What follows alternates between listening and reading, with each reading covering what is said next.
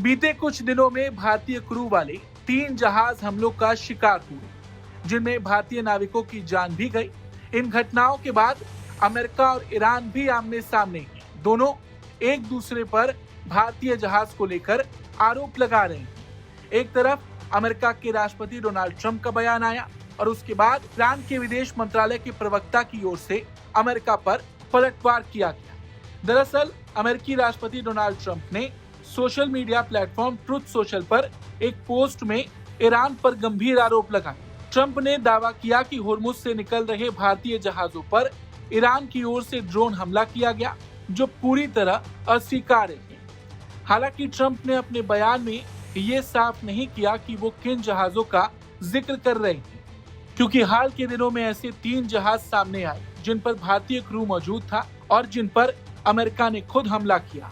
वहीं ट्रंप के इन आरोपों के बाद अब ईरान की ओर से भी कड़ा पलटवार किया गया है। ईरान के विदेश मंत्रालय के प्रवक्ता इस्माइल बकाई ने अमेरिका पर सीधा हमला बोलते हुए कहा कि भारत के वाणिज्यिक जहाजों पर अमेरिकी हमले सशस्त्र लूट और राज्य प्रायोजित समुद्री डकैती का सबूत है। उन्होंने कहा, भारतीय वाणिज्यिक जहाजों पर अमेरिका के क्रूर हमले, जिनमें कम से कम 3 भारतीय नागरिकों की मौत हुई, अमेरिका की गैर कानूनी नीति का स्पष्ट प्रमाण है।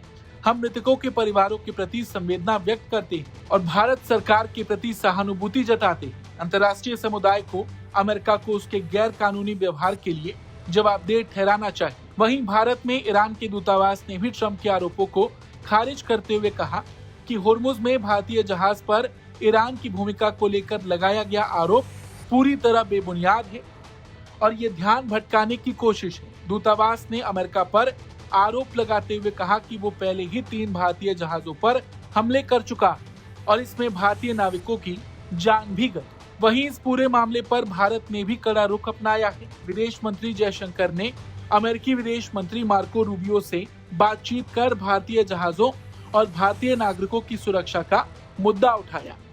भारत ने साफ कहा कि भारतीय नाविकों की सुरक्षा उसकी सर्वोच्च प्राथमिकता है। दरअसल बीते कुछ दिनों में अमेरिका की ओर से भारतीय क्रू वाले 3 जहाजों पर हमला किया गया। वहीं अगर घटनाओं के क्रम पर नजर डाली जाए तो 8 जून को पलाऊ झंडे वाले टैंकर मेरीवेक्स पर अमेरिका ने हमला किया। अमेरिकी हमले के बाद 24 भारतीय क्रू मेंबर्स को सुरक्षित बचाया गया। इसके बाद 10 जून को सेटेबेलो टैंकर पर हमला हुआ, जिसमें 24 भारतीय नागरिक सवार थे और इस घटना में 3 भारतीयों की मौत हुई। इसके बाद जलवीर टैंकर को निशाना बनाया गया, जिस पर 20 भारतीय क्रू मौजूद थे। इन घटनाओं के बाद भारत ने अमेरिकी अधिकारियों को 2 बार तलब किया और कड़ा विरोध भी दर्ज कराया। साथ ही डीजीएस ने लगभग 18,000 भारतीय नाविकों के लिए नया सुरक्षा अलर्ट जारी किया।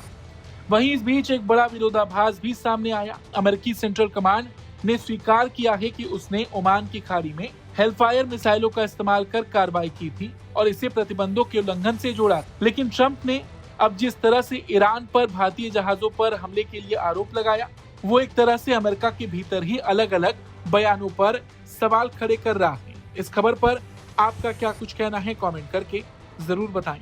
Bureau report, Bharat.